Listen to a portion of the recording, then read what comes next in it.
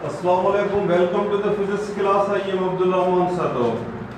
So आज असांजी topic आहे standard of length. हाणे असां सम्झंदासीं त असांजी लेंथ या असांजी फिजिकल क्वांटिटी आहे. ई प्रीवियस लेक्चर्स में असां डिस्कस करे आया आहियूं त असांजी कहिड़ी कहिड़ी फिजिकल क्वांटिटीज़ आहिनि. उन खां पोइ हीअ असांजी लेंथ जेकी आहे उहा असांजी बेस्ट क्वांटिटी फंडामेंटल क्वांटिटी में बि अची वञे थी. अहिड़े तरीक़े सां असांजूं 7 क्वांटिटीज़ आहिनि फंडामेंटल क्वांटिटीज़. उन खां पोइ असां लेंथ, उन खां पोइ टाइम ऐं उन खां पोइ असां वटि आहे मैथ्स. उन्हनि जा यूनिट्स खे असां फाइंड आउट कंदासीं त असां वटि कहिड़े तरीक़े सां असां वटि जेकॾहिं हिकु सेकंड आहे यूनिट ऑफ टाइम आहे त उहो असां केतिरे ड्यूरेशन खे असां हिकु सेकंड जो नालो रखियोसीं, हिकु सेकंड चयोसीं. उन खां पोइ जेकॾहिं असां लेंथ ते अचूं था त लेंथ जो असां SI में इंटरनेशनल सिस्टम ऑफ यूनिट्स में जेकॾहिं ॾिसूं था त लेंथ जो जेको यूनिट आहे उहो असांखे मिले थो मीटर. त ॾिसूं त मीटर केतिरी लेंथ जो नालो आहे, केतिरी लेंथ खे असां हिकु मीटर चऊं था. हिकु मीटर कंसीडर कंदा, हिकु मीटर हुनखे कंसीडर कंदा आहियूं. सो अहिड़े तरीक़े सां जेकॾहिं असां मैथ्स ते अचूं था कंहिं बि क्वांटिटी जे नादे ते त उन में बि असांजो जेको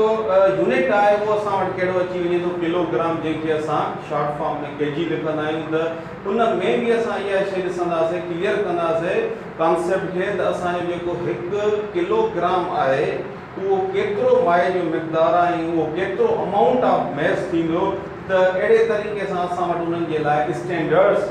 रखिया विया आहिनि ऐं उन्हनि जे लाइ हिकु स्टैंडर्ड ठाहिया विया आहिनि. बाबा ही आहे स्टैंडर्ड ऑफ लेंथ. हाणे असां अॼु फर्स्ट में खयो आहे त लेंथ जो जेको स्टैंडर्ड आहे उनखे असां मेयर कयूं था, उनखे असां क्लियर कयूं था त असां स्टैंडर्ड ऑफ लेंथ जंहिंखे असां मीटर चऊं था त इन जी मीनिंग छा आहे. मीटर केतिरी डिस्टेंस या केतिरी लेंथ जो नालो आहे, उहो कहिड़े तरीक़े सां असां वटि मीन्स असांजे फिजिक्स में असां वटि मेड थियो, असां ठाहियोसीं ऐं कीअं असां वटि इन जो कॉन्सेप्ट आयो मीटर जो या मीटर जी केतिरी लेंथ जो नालो मीटर आहे. त अहिड़े क्वेश्चन्स जा आंसर अॼु जेको आहे असां कोशिशि कयूं था त हिन अॼु वारे लेक्चर में असां क्लियर कयूं ऐं ॾिसूं त मीटर जी केतिरी लेंथ आहे उहो कीअं असां ड्राइव कयूं था त मीटर असां वटि कीअं अचे थो. सो बाबा हीअ आहे स्टैंडर्ड ऑफ लेंथ. हाणे स्टैंडर्ड वर्ड जी जेकी मीनिंग आहे उहा असां वटि आहे पैमानो. स्टैंडर्ड बाबा माना पैमानो मीन्स पैमानो, लेंथ जो पैमानो उहो आहे असां वटि छा मीटर. स्टैंडर्ड वर्ड हूअं असां डेली लाइफ में बि यूटिलाइज़ कंदा आहियूं. उनखे रस्म या उनखे हिकु कैलेबर जे हवाले सां असां कॉन्सेप्ट वरितो वेंदो आहे फलाणे जो स्टैंडर्ड पर्सनैलिटी आहे. अहिड़े तरीक़े सां असां एग्ज़ाम्पल वठंदा आहियूं. मगर हिते असांजो स्टैंडर्ड जेको आहे उहो असांजी मीन्स यूटिलाइज़ थींदो त मीन्स पैमानो, लेंथ जे पैमानो.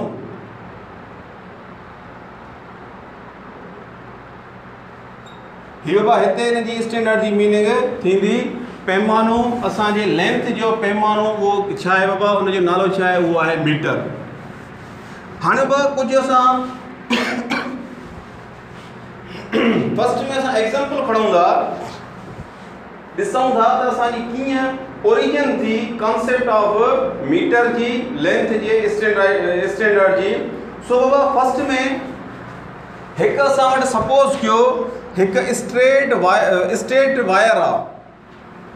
हीअ असां वटि बिल्कुलु स्ट्रेट आहे ऐं कोशिशि कयां थो त हीअ स्ट्रेट ठहे, मगर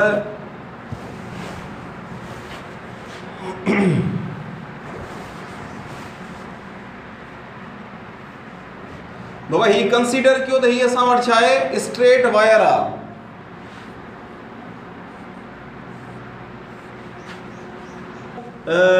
ईअं सम्झो त चिटी न ॾिसण में ईंदी हुजे, मगर कोशिशि कजो त क्लियर ई ॾिसण में अचे. सो हिकिड़ी बाबा असां हीअ लाइन खई आहे जेकी स्ट्रेट लाइन आहे ऐं उन खां पोइ असां हिकु ॿी हिकु लाइन खणूं था जंहिंखे असां स्टैंडर्ड कंसीडर कयूं था बाबा। उन जी लेंथ ये एतिरी आहे। हिन जो कोई भी नालो तव्हां रखोसि, सपोज़ कयो असां हिन खे 1 फीट कंसीडर कयूं था।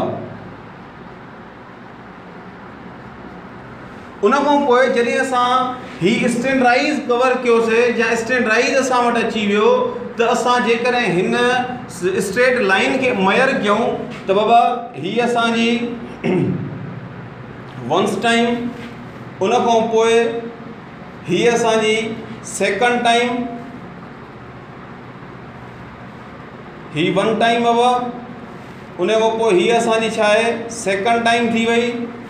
ऐं उन खां पोइ हीअ असांजी थर्ड टाइम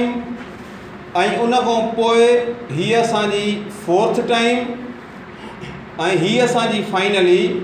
हीअ असांजी फिफ्थ टाइम। ही जेकी फर्स्ट वारी असां खईंसीं लेंथ उन खे असां हिन सां कंपेयर कयोसीं जेकी असां वटि स्ट्रेट लाइन हुई त असांखे छा मिलियो बाबा, ही जेकी स्ट्रेट लाइन मिली उहा असांजे हिन ही जेके माप खईंसीं, हीअ जेकी मेयरमेंट आहे जेको ही स्टैंडर्ड आहे असां वटि उन खे असां जेकॾहिं स्ट्रेट लाइन सां मेयर कयोसीं, कंपेयर करायोसीं त असांखे हिन फर्स्ट जेकी स्टैंडर्ड आहे उन जे असांखे 5 टाइम्स हीअ असांखे स्टैंडर्ड जे 5 टाइम्स असांखे हीअ स्ट्रेट लाइन मिली वई। सो हिन खे असां इहा शइ लिखी सघूं था त ही जेकी फर्स्ट वारी लाइन आहे या ये स्टैंडर्ड लिखो, फर्स्ट स्टैंडर्ड जेको हुयो उहो इक्वल थी वई असांजे 5 टाइम्स जेकी स्ट्रेट लाइन आहे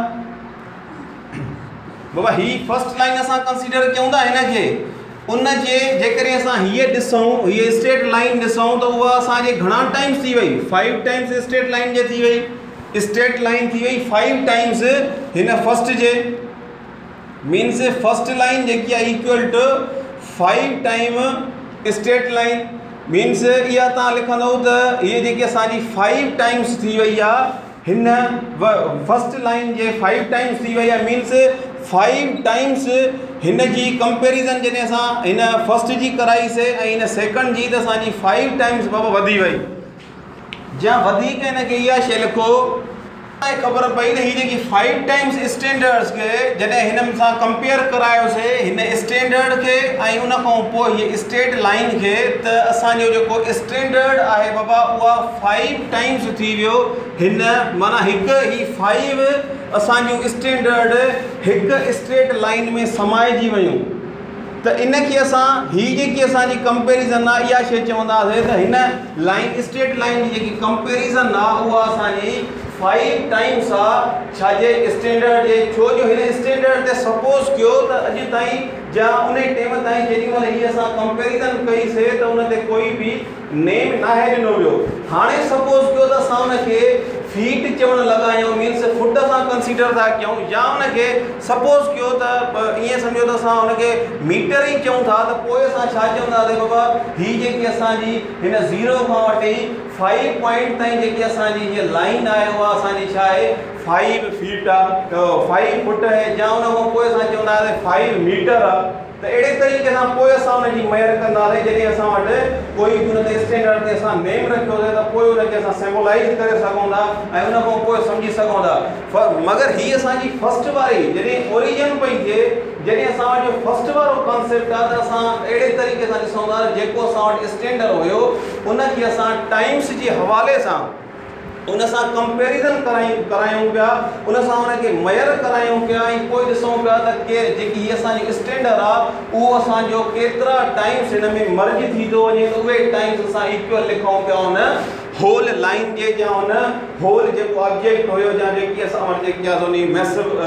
ऑब्जेक्ट्स हुया, मैसिव मटीरियल्स हुया, उनजी असां टाइम्स जे हवाले सां लिखंदा हुआसीं। फर्स्ट में इहा शइ त पोइ उन खां पोइ असां जेको आहे सो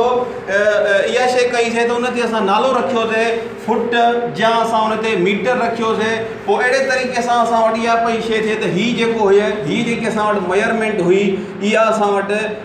ईअं सम्झो त असांजे होल पाकिस्तान में या कंहिं एरिया में असां वटि इहा शइ थी पई वञे त असां वटि बाबा हीअ जेकी लेंथ आहे इहा बाबा असां वटि फुट आहे ऐं अहिड़े तरीक़े सां असां उन्हनि खे मयर कंदे ॾींदा वञूं ऐं अहिड़े तरीक़े सां असांजी लेंथ जो हिकु कॉन्सेप्ट ठही पियो। मगर उन खां पोइ जॾहिं असां हिन खे मीटर जो बि नालो ॾिनोसीं हीअ असां मीटर ई हिनखे कंसीडर कयोसीं या हुनखे फुट कंसीडर कयो। मगर असां मीटर इन करे कंसीडर कयूं था छो जो जेको मीटर आहे उहो असांजो अॻिते हली डिस्कशन में ईंदो। इन जे करे असां हिते हिनखे मीटर नालो वठूं था त मीटर जे करे हीअ एतिरी लेंथ आहे त उन खां पोइ हिननि खे इहा शइ ज़रूरत पई त ॾिसूं त बाबा मीटर जो कॉन्सेप्ट छा आहे। मीटर खे हीअ त बाबा आहे त जेकॾहिं पाकिस्तान में पॉसिबिलिटी आहे त एतिरी जेको आहे सो लेंथ जो या एतिरे डिस्टेंस जी जो इहो तव्हां वटि जेको आहे सो हुनखे तव्हां यूनिट था ॾियो लेंथ जो। मगर पॉसिबिलिटी आहे त ॿिए कंहिं मुल्क में या ॿिए कंहिं जेको आहे सो इलाइक़े में इहा शइ एतिरी न हुजे त इहा शइ पई थिए त हर हिकु अलॻि अलॻि कंट्री में अलॻि अलॻि माना जेको आहे सो डिस्कशन पियो थिए थोरी घणी मीन्स डिफरेंस अचे पियो हुन लेंथ जे जेको यूनिट हुयो। सो 1960 में इहा शइ कई वई त हिकु all over world wide countries जी हिकु कॉन्फ्रेंस को ठाही वई हुनमें पेरिस में इंटरनेशनल ब्यूरो पेरिस में। उते इहा शइ मीन्स सभिनी जी सजेशन सां इहो डिसीशन रखियो वियो त असां वटि 2 इरेडियम ऐं हिकु आहे असां वटि प्लेटिनियम उन्हनि जे मिक्सचर कयूं था। उनखे असां अलाय चवंदा आहियूं असांजे बुक में टेक्स्ट में हिकु वर्ड यूटिलाइज़ थियल आहे अलाय बाबा कहिड़ा हिकु इरेडियम प्लेटिनियम हिकु हुयो इरेडियम ॿियो हुयो प्लेटिनियम ऐं इन्हनि ॿिन्ही जे मिक्सचर अलाय खे हिननि ॿिन्ही जो बाबा मिक्सचर ठाहियो वियो जंहिंखे असां मिक्सचर बि यूज़ कयूं था वर्ड यूज़ थींदो आहे। उन खां पोइ अलाय बि असांजे बुक्स में वर्ड यूटिलाइज़ेशन थींदो आहे। हिननि इरेडियम ऐं प्लेटिनियम जो मिक्सचर या अलाय खणी करे हिकु राड ठाही वई हिकु स्लेब नुमा हिकु पटी ठाही वई ऐं इहा मखसूस कई वई उहा पेरिस में इंटरनेशनल ब्यूरो में रखी वई ऐं उनजो एतिरो डिस्टेंस हुयो उनखे एतिरो डिस्टेंस में मीन्स रखियो वियो उनजो एतिरो distance all over means final कयो वियो त हीअ बाबा जेतिरो असां वटि डिस्टेंस आहे उनखे असां हिकु मीटर जी सिंबल ॾियूं था ऐं हिकु मीटर उनखे कोठियूं था ऐं इहो सभिनी कंट्रीज़ खे गॾु विहारे करे सभिनी कंट्रीज़ जो फाइनल इहो डिसीशन हुयो त ठीकु आहे बाबा हीअ जेकी आहे असां वटि माना लेंथ आहे इन लेंथ खे तव्हां हिकु मीटर रखो ऐं उन खां पोइ इरेडियम ऐं प्लेटिनियम जो जेको अलाय हुयो उनखे असां जेको आहे रखियोसीं जेको स्लेब निमा ऐं हिकु पटी निमा हिकु उन टाइम में उहा हुई ऐं अहिड़े तरीक़े सां बाबा अहिड़े तरीक़े सां हिकु पटी हुई ऐं उनखे असां अलाय पिया चऊं। उहो छाजो अलाय हुयो या मिक्सचर हुयो इरेडियम ऐं प्लेटिनियम जो ऐं उहो उनखे जेको आहे रखियो वियो ऐं इन विड्थ खे असां नेम ॾिनोसीं त हीअ बाबा छा आहे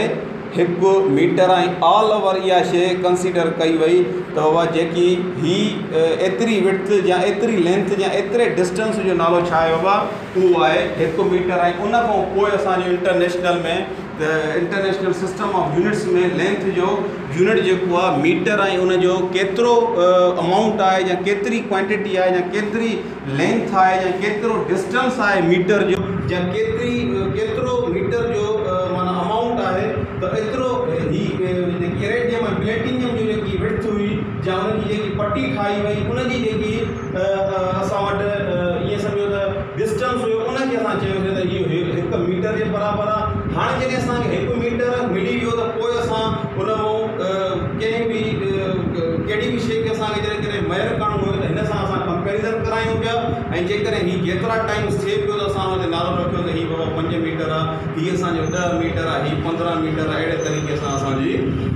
मीन्स मेजरमेंट में लेंथ जी मेजरमेंट में ईअं सम्झो त आसानी थी पई। ऐं पोइ हीउ जॾहिं हीअ असां वटि ठही वई मिक्सचर हुयो इरेडियम ऐं प्लेटिनियम जो जंहिंखे असां अलॉय बि चऊं था, ऐं उहो असां वटि स्लेब नुमा पटी नुमा असां वटि क्या हुआ लेंथ अची वई, उहो डिस्टेंस अची वियो ऐं असां हुनखे 1 मीटर असां हुनखे जेको कंपेरिज़न कयोसीं ऐं उनखे ई असां 1 मीटर जो नालो ॾिनोसीं। हुन डिस्टेंस खे स्पेशल डिस्टेंस खे असां 1 मीटर जो नालो ॾिनोसीं ऐं ऑल ओवर वर्ल्ड वाइड इहा शइ असां डिस्ट्रीब्यूट करे छॾी त बाबा अॼु खां पोइ 1960 में उन टाइम में इहा शइ इहो कॉन्सेप्ट ॾिनो ऐं उन खां पोइ इहा शइ ऑल ओवर हर कंट्री में इहा शइ डिस्ट्रीब्यूट कई थी त अॼु खां पोइ जेकी मीटर जी लेंथ आहे, मीटर जो डिस्टेंस आहे या मीटर जो नेम आहे उहो एतिरो ई थींदो ऐं मीटर एतिरे लेंथ जो ई नालो आहे। उन खां पोइ असांजी ऑल ओवर ईअं सम्झो त वर्ल्ड में माना लेंथ जो जेको कॉन्सेप्ट हुयो या हुनजी लेंथ जी जेकी कंपेरिज़न हुई या लेंथ खे सम्झणु तमामु आसान थी वियो ऐं उन खां पोइ हर मुल्क में हिकु बहितर वे में हुनखे यूनिट मिली वियो ऐं हिकु सिंपलिसिटी थी वई असांखे लेंथ खे मेजरमेंट करण में। ऐं उन खां पोइ बाबा जॾहिं हीअ असां वटि अलॉय या मिक्सचर अची वियो त हिन ते उन खां पोइ इहा शइ ॾिठी वई त छा जेकॾहिं हीअ असां अलॉय रखूं था, हीअ असां मिक्सचर असां वटि पियो आहे पेरिस में त छा हिन ते सीज़न जो कोई इफेक्ट थी सघे थो? पॉसिबिलिटी आहे, विंटर आहे, समर आहे। तव्हांखे ख़बर आहे असां साइंस जा स्टूडेंट आहियूं त इहा शइ ख़बर हुजणु खपे त टेम्परेचर बि शयुनि ते तमामु घणो डिपेंड कंदो आहे ऐं उनजो तमामु घणो इफेक्ट हूंदो आहे। जॾहिं त जेकॾहिं असांजी हीट थींदी आहे त उहे असांजूं एक्सपेंड थींदियूं आहिनि शयूं, मीन्स वधंदियूं आहिनि, उन में वधाव ईंदो आहे। ऐं उन खां पोइ जेकॾहिं असां वटि विंटर सीज़न ईंदी आहे मीन्स टेम्परेचर लो थींदो आहे त उन में असांजी kinetic energy particles which are present इन मैटर या कंहिं बि ऑब्जेक्ट में जेके असां वटि पार्टिकल्स जो ठहियलु आहे या पार्टिकल्स मौजूदु आहिनि उन्हनि जी काइनेटिक एनर्जी आहे उहा असांजी घटिजी वेंदी आहे जॾहिं असांजो टेम्परेचर लो थींदो आहे या टेम्परेचर घटिजी वेंदो आहे। मीन्स टेम्परेचर छा में घटिबो आहे, कहिड़ी सीज़न में घटिबो आहे, उहो असांजो घटिबो आहे असांजी विंटर सीज़न में। त उन जे नतीजे में असां वटि जेकी ऑब्जेक्ट्स में या मटीरियल जे शयुनि में जेको असां वटि मटीरियल आहिनि, मादी शयूं आहिनि त उन में असांजी कंट्राक्शन क्रिएट थींदी आहे, मीन्स सुकिड़िजी वेंदियूं आहिनि। त अहिड़े बेसिस ते इहा हिकु माना शइ इहो हिकु माइंड में हिकु क्वेश्चन क्रिएट थियो त छा हीअ असांजी सियारे में जेको असां हीअ मेजरमेंट कई आहे छा असांजी समर में इहा एक्सपांड त न थी वेंदी, सपोज़ जो हीअ इंक्रीज़ त न थी वेंदो। त अहिड़े सवाल खे, अहिड़े क्वेश्चन खे क्लियर करण जे लाइ हिननि खे जेको आहे सो हिकु ई टेम्परेचर रखिणो पइजी वियो ऐं उन्हनि हिकु टेम्परेचर कंसीडर कयो, उहो आहे उहा 0 डिग्री सेंटीग्रेड ते हिननि हिनखे रखियो ऐं हीअ जेको आहे पेरिस में उते हिनखे 0 डिग्री सेंटीग्रेड ॾेई करे ऐं हिनखे रखियो वियो इंटरनेशनल पेरिस में। सो उन खां पोइ असांजी अचे थी हीअ त बाबा कॉन्सेप्ट थी वियो 1960 जो। जॾहिं उन खां पोइ असां वटि 1960 बाबा हीअ असांजी डेफिनेशन अची वई या हीअ कॉन्सेप्ट असांखे छा जो मिलियो कहिड़ी ईस्वी में 1960 में। उन खां पोइ जीअं टेक्नोलॉजी वधीक डेवलप थी ऐं लाइट ते तमामु घणी स्टडी जो स्टार्ट थी वियो ऐं तमामु घणी स्टडी उन ते थी वई। उन खां पोइ असां वटि हिकु लेंथ जे स्टैंडर्ड जे लाइ या लेंथ जे यूनिट जे लाइ हिकु मॉडर्न डेफिनेशन अची वई, मीन्स उनखे असां रीडिफाइन कयोसीं ऐं उनजो असां कॉन्सेप्ट वठूं था त ॾिसूं था त कहिड़ो आहे। जो भाई डिस्कस कियो रहे त असांजी जॾहिं लाइट वैक्यूम मां पास करे या वैक्यूम मां ट्रेवल करे, वैक्यूम जो कॉन्सेप्ट वरितोसीं त वैक्यूम असां छा खे था चऊं, वैक्यूम असां उन प्लेस खे चवंदा आहियूं जिते तव्हांजी या कॉन्सेप्ट वठो एयर न आहे या मैटर ऑब्जेक्ट असांजा प्रेज़ेंट न हुजनि, उनखे असां छा चवंदा आहियूं असांजो वैक्यूम आहे। हाणे बि हीउ थोरो गौर सां इहा शइ सम्झिजो त जॾहिं असांजी लाइट वैक्यूम मां पास करे या वैक्यूम मां गुज़रे